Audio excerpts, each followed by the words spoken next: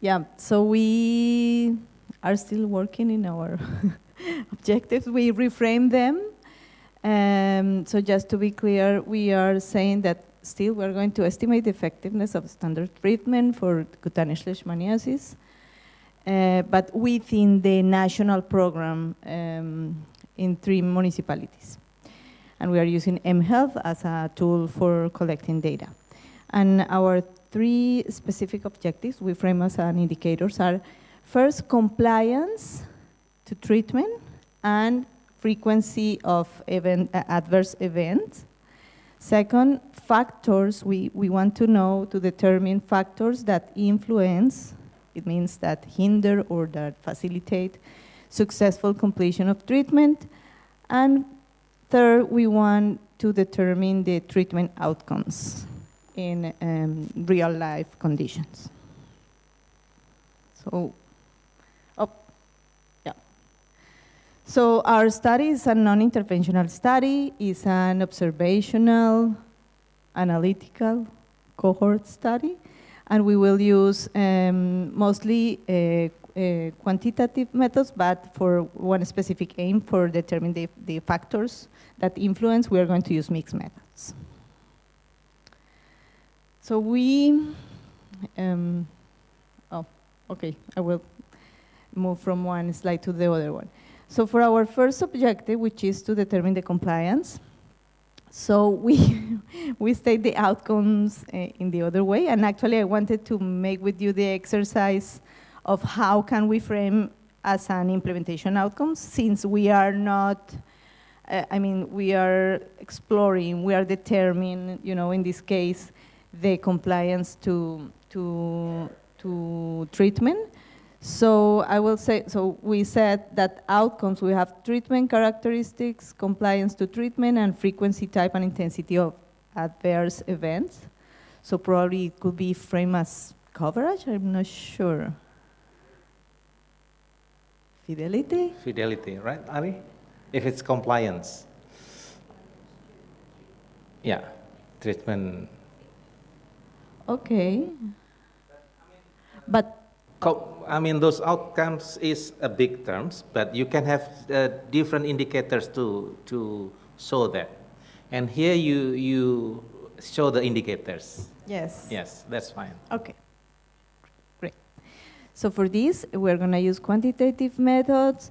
The sampling strategy is this first row. So we are going to do it in all patients identified at risk in townships. Our data collection tools are patient diary, reports form, and paper forms, and apps. We're going to use both.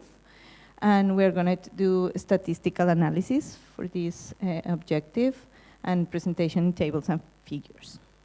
For the second objective, we want to determine factors that influence successful completing. So those are our outcomes. We will have factors identified by patients, by implementers, and also regarding accessibility, we will have availability of healthcare providers, cost, and acceptability. And for this, we will use qualitative and quantitative methods. Sampling strategy, again, all patients that have success, in this case, are patients that are completed the treatment.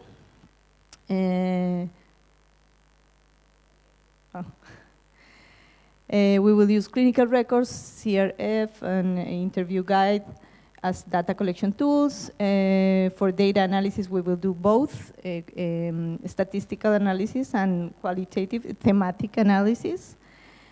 And the presentation will be tables, reports, maps. We are thinking that maybe maps could be a good idea to communicate. And for the third objective, which is outcomes to treatment of current treatment, our study outcome will be cure or fail of treatment. It's a quantitative. We will use quantitative methods. Again, in all patients identified at risk, using the same data collection, clinical records, apps, CRF. And for data analysis, we will use statistical analysis and tables and figures as presentation. Oops. Oh, yeah. And then our dissemination strategy, so we want to first create awareness in two different audiences. For local health authorities, because remember we are going to work with them in the towns selected, but also with communities, and we were thinking that we need to do this since the beginning, of course. For that, the best channel that we can use is face-to-face communication with them, meetings, and also participation in some program meetings. Not meetings that we organize, but also they have some special meetings, so we want to be part of that. Another objective is update or advance of the project, so with the steering committee, the funding agency, and the ethics committee. And for that, we will use written and face-to-face communications, and the tools will be progress reports and meetings. And we expect to improve decision making. Then we also want to, of course, contribute to reduce knowledge gap to scientific community. So we will do peer reviews and participation in conference. And ideally, we want to have change in policy.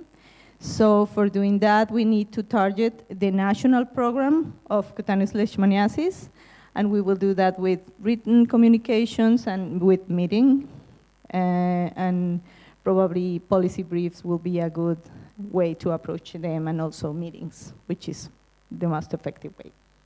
I think that's it. Mari, something? Thank you. Comments?